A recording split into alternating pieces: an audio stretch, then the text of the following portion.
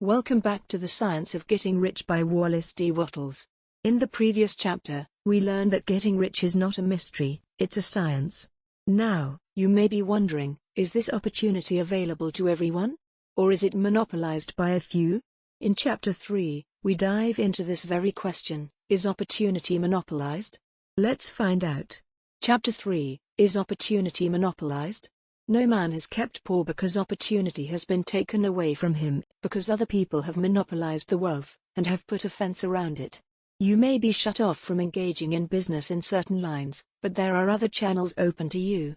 It is quite true that if all the railroads of the country were in the hands of a few men, they would prevent others from building railroads and competing with them. But this is no real obstacle to you or to me, or to any other man. There are still greater opportunities open to us. Work in connection with the railroads still offers plenty of opportunity for enterprise.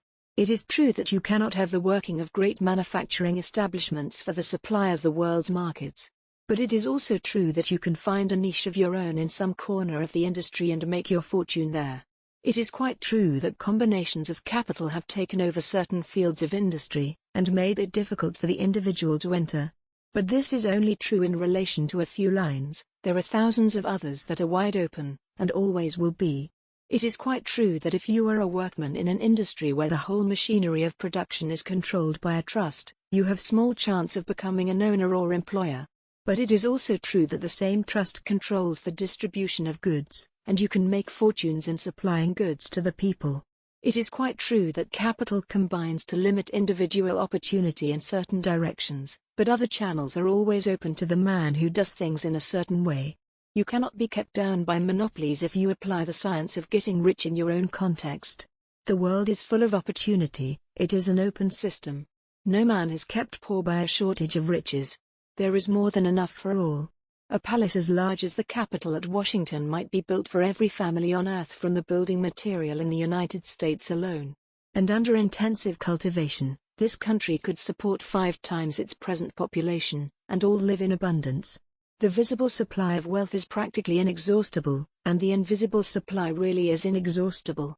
Everything you see on Earth is made from one original substance, out of which all things proceed. New forms are constantly being made, and older ones are dissolving, but the essence always remains. No man, therefore, is poor because nature is poor, or because there is not enough to go around. Nature is an inexhaustible storehouse of riches, the supply will never run short.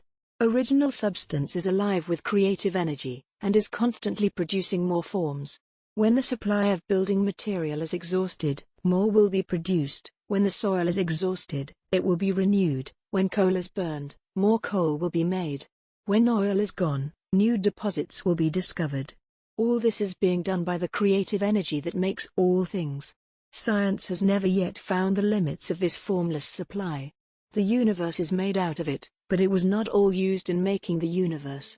The spaces in, through, and between the forms of the visible universe are permeated and filled with the original substance, with the formless stuff, with the raw material of all things. 10,000 times as much as has been made might still be made, and even then we should not have exhausted the supply of universal raw material. No man, therefore, is poor because nature is poor or because there is not enough to go around. Nature is an inexhaustible storehouse of riches. The supply will never run short. A person is poor because they do not do things in the certain way which leads to riches. Riches are not limited by a closed system, nor controlled by a class of monopolists. They are abundantly available to every person who follows the science. So, is opportunity monopolized? The answer is clear: no, it is not. Wealth is abundant. Resources are unlimited. And the power to access them lies in how you think and act. In the next chapter, we'll go even deeper and explore how riches come to you, through the power of thought. Get ready for Chapter 4, the first principle in the science of getting rich. And if you're enjoying this audiobook journey, please consider liking, subscribing, and sharing it with others who are ready to shift their mindset and build a life of wealth and purpose. Let's grow together, one chapter at a time.